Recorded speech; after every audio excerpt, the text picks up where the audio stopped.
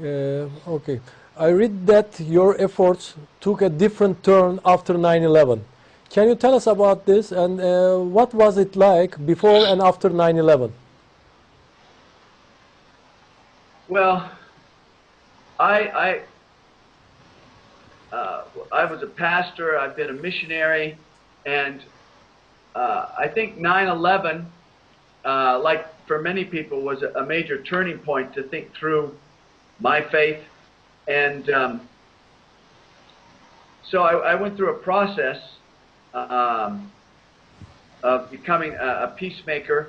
But what you're so aware of is that 9/11 began an insidious process of causing huge conflict between Christians and Muslims. And too many people confuse terrorists with Muslims, as you know. Certainly, I believe that part of peacemaking as well, if I may, is that we need to be serious about all forms of extremism, especially violent extremism. Yeah. So whatever color, whatever faith, we should not be stereotyping. So I've been working hard at trying to break down those stereotypes. And I mean, I've lived in Indonesia, the world's largest Muslim nation. So I have a heart, and I've loved Muslims. I've known some wonderful Muslims. And since I've been a peacemaker, I've met many leaders like Oktar. That was fun seeing him at the UN. But this is a long-term process of breaking down these stereotypes.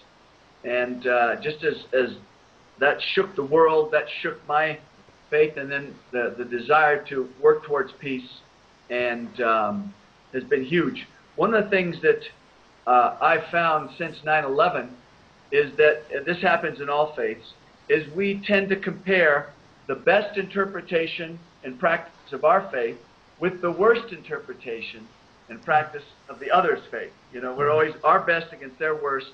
And the Torah, the Injil, and the Gospel command us to speak the truth, to not exaggerate, and to do unto others.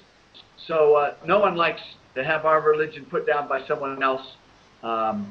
And so this has been part of the stirring and growth in my life, becoming pastor, missionary, now peacemaker. Yeah. Yeah. Well, according to Islam, there is no justification for killing innocent people, murdering innocent people. In fact, in Quran, Allah says in one verse, "I seek refuge in Allah from accursed Satan." If someone kills another person, an innocent person, as if he had murdered all mankind, Allah says. And if anyone gives life to another person, it is as if he had given life to all mankind. So there is no justification for killing innocent people, and there is no room for terrorism. Somebody is either terrorist or Muslim. There is no Muslim terrorism, no Muslim terrorist. There is no such thing. There is only some terrorists carrying Muslim identities, but that doesn't mean anything. In 9/11 attack, there were innocent Christians, innocent Muslims, and innocent Jews who were murdered in this attack. So there is no justification for that. And of course, education is very important. And right after the 9/11 attack, Mr. Adnan Oktar wrote his book, Islam Denounces Terrorism. So we have to educate these people. There is no, of course, they claim to act in the name of God. But Allah says in Quran, that kind of people exist. Allah says hypocrites. Hypocrites exist who swear to act in the name of God. And according to Quran, they tried to murder even the Prophet and the companions. But they swore to act in the name of God. So, of course, radicalism and extremism against Islam. We are well aware there's radicalism and extremism has emerged, not only between Muslims, among Christians and Jews also, but the only way to cure this problem is to educate these people, not killing these, murdering these people, but to educate these people. Yes. Yes. Yes. Yes. Jerry, your comment, please? Well, we have, you know, as you said, the education is the main thing, and it's all across the board. And I think one thing to me that is really important, I know a lot of people that say, well, this is the only book I read. So this is what I believe, this is the only book I read, this is the only thing I go by. To me, that is a major mistake. because it also says, not only in the Quran but in the Bible, and so it says that that I have created as many tribes that you might come together. And there's a reason for that. It's because we all have something to teach one another, and so do the books of each faith.